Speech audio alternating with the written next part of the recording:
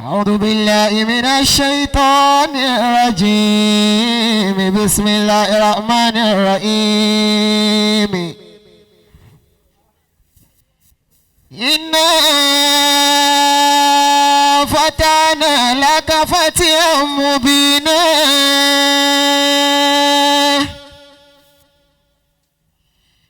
ليغفر لك الله ما تقدم من ذنبك وما تأخر ويتم نعمته عليك ويهديك صراطا مستقيما وينصرك الله نصرا عزيزا. هو الذي أنزل السكينة في قلوب المؤمنين ليزدادوا إيمانا مع إيمانهم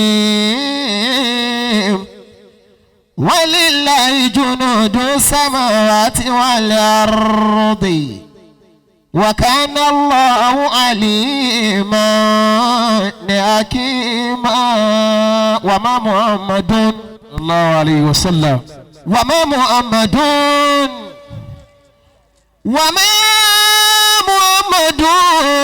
إلا رسول قد خلت من قبله الرسل أفإن مات أو قتل انقلبتم على أعقابكم فلن ينقلبوا على عقبيه فلن يضر الله شيئا وسيجزي الله الشاكرين. ما كان محمد صلى الله عليه وسلم ما كان محمد أبا أحد من رجالكم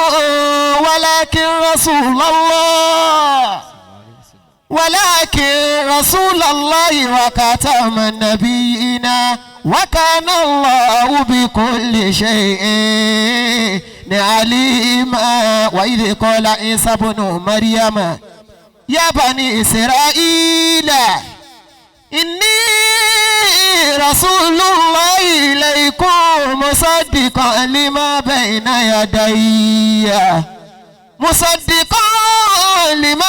يدي من التوراة ومبشرا برسول يأتي من بعد اسمه أحمد.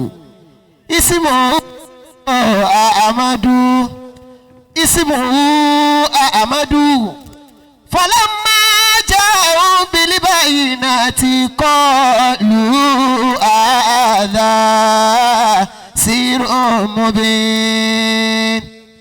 والذين آمنوا وعملوا الصالحات وآمنوا بما أنزل على محمد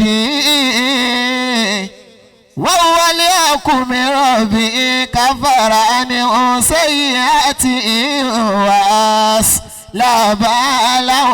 محمد رسول الله صلى الله عليه وسلم محمد رسول الله صلى الله عليه وسلم محمد رسول الله والذين معه أشداء على الكفار رحماء بينهم تراهم ركعا سجدا يبتغون فضلا من الله ورضوانا سيماهم في وجوههم من أثر السجود ذلك مثلهم في التوراة ومثلهم في الإنجيل كذرين أخرج شطأه فآزره فاستغلظ فاستوى على سوقه يجيب الضراع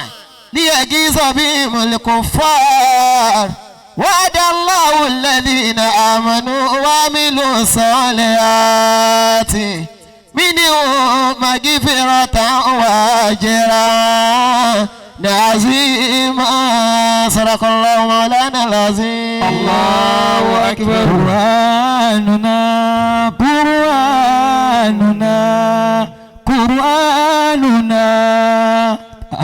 kò sẹ́ni kan kò Qur'anuna. ẹ fẹ́ da kíṣẹ́ẹ̀tì rú fún mi ni kí wọ́n kó wùyí lọ sínú stúdíò. mo kí àwọn baba Al-Mukhtar wọ́n ní kí alájà jókìjókì láti Europe platform níbi tí wọ́n bá ọ̀kan dìde kí wọ́n máa bọ̀ wá wájú ń bí kí wọ́n máa bọ̀ wá báyìí káyọ̀jú sí baba Al-Mukhtar. mo kí àfáwà Abdullah ibn Zakaria ahlan wa sahlan young sheikh ahlan wa sahlan wa marhaban. àfáwà Zakaria tí wọ́n ka al-Qur'an fún wa àfáwà Abdullah Zakaria àlékún àánú ọlọ́run kó bá ṣe fún àfáwà. ẹ ṣe àmì fún wọn lẹ́ẹ̀kan náà. kí n tó lọ síbi ètò tó kàn I need láti recognize the presence àwọn àgbàlagbà tí wọ́n ń wọlé ní ìgbà tí al-Qur'an ń lọ bẹ̀rẹ̀ látòrí Fadilatu Sheikh Abdul Hafiz Al-Abrar. bàbá ẹ dákun ẹ dìde kẹ́ fara lé ahlan wa sahlan wa marhaban bikum. Àmín. àwọn bàbá ti kí àwọn àgbàlagbà kankan tó dé ẹ̀yin tí àwọn wọlé báyìí àfi ká máa jẹ́ kí torí ẹ̀ iṣẹ́ ní ìfipamọ́ àfi ká jẹ́ káyọ̀ mọ̀ pé ti dé. bàbá Sheikh Ahmed Al-Khalifa Sheikh Ahmed Ibn Suada Al-Khalifa ti Suada kí wọ́n bá wa fi ara lé ayakumullah. bàbá wa bákan náà Sheikh Ridwanullah bàbá lámúnigun bàbá wa dùnmọ́ àgbà ẹjẹ́ gbọ́dọ̀ ń tóbi fún wọn. Allahu Akbar. ahlan wa sahlan wa marhaban bi hadratikum. ibi tó bá kù sí ẹjẹ́ mama musa mọ̀ pé akíyàfọ́ wa bàbá wa bàbá kan náà Sheikh young sheikh young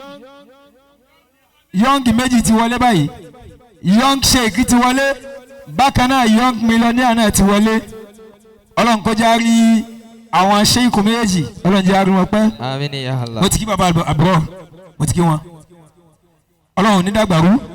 Àmín. nísìnyí báyìí à ń lọ bí ètò tó kàn ẹ rí i pé à ń ṣe kinní náà ní kọ́mọ́nkóbó torí pé a fẹ́ gbádùn bàbá wa Mufti Diyari Ìlọrí wọ́n ti wà lọ́nà wọ́n ń bọ̀ kó wá ní dá kí bàbá wọlé ká tún máa ṣètò mọ́ wọn lára kò sínú ẹ̀kọ́ bẹ́ẹ̀ á lọ síbi kí a máa gbọ́ tánìyà